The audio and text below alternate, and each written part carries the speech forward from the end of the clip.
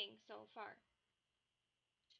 So the very first thing that I've learned since July 10th of this year, which is when I started the blog, websites below, is that a good, well-run blog requires structure.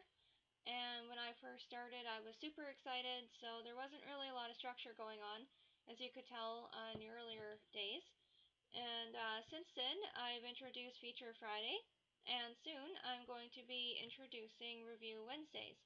So if you want to be included in Feature Fridays or Review Wednesdays, definitely drop me an email. My email address is just below, and I would be super happy to feature you on my blog.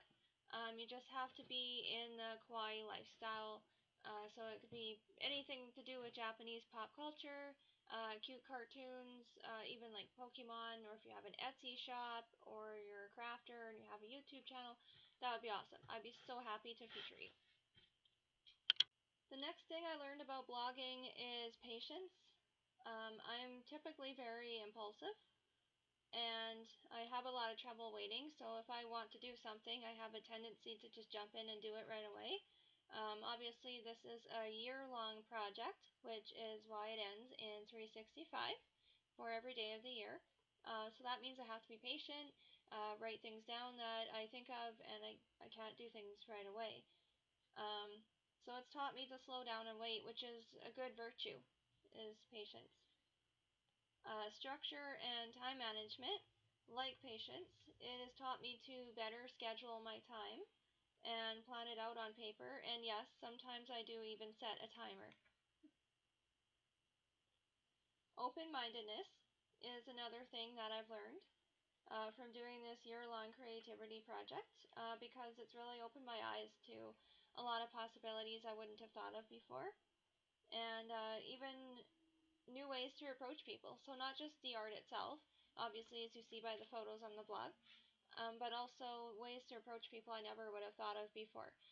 One of the things I did was I made bracelets, and I made them with little alphabet letters, and then I started handing them out to strangers. So I would give them to someone at a coffee shop, or at a store if I was shopping, and then hand one to the cashier.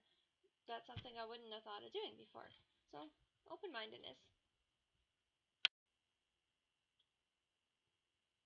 Since I've been blogging, I've also become quicker thinking.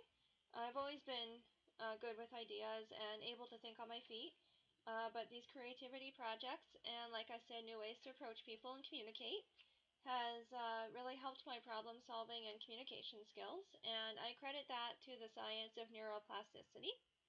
The word neuroplasticity is just below, and if you want to Google that, I can tell you as well. It's just basically the science of your brain changing. So when you learn a new language, when you learn about a new culture, or how to play music, or even how to do a new dance, your brain actually physically changes for the better. My favorite thing since I've been doing this blog is that I've been gaining more confidence. I don't want to become arrogant. But when I first started this project, I was still pretty shy. I didn't know how it was going to be received, and obviously I'm a little bit weird, but I wasn't expecting it to become so popular so fast. I've even already been featured by the author Noah Scalin.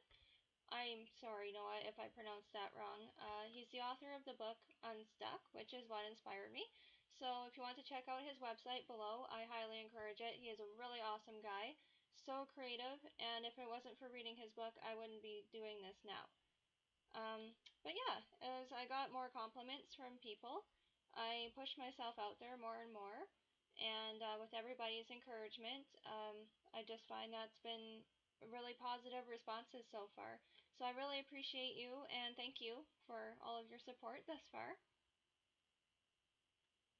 And last but not least, I've always had a general interest in Japanese pop culture. When I was a teenager, I liked to watch anime shows and read manga and all that kind of stuff.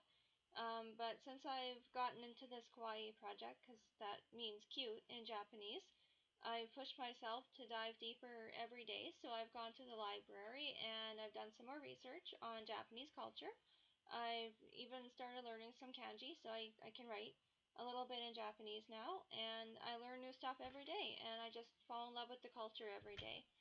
And yeah, so domo arigato, or thank you very much for following my blog as long as you have. And if you're just hearing about it now, I would really appreciate a follow from you. And depending on how much you share, there might be some free stuff from my Etsy shop for you as well. I'm always happy to share you on my blog as well, because sharing is caring. Have a good day.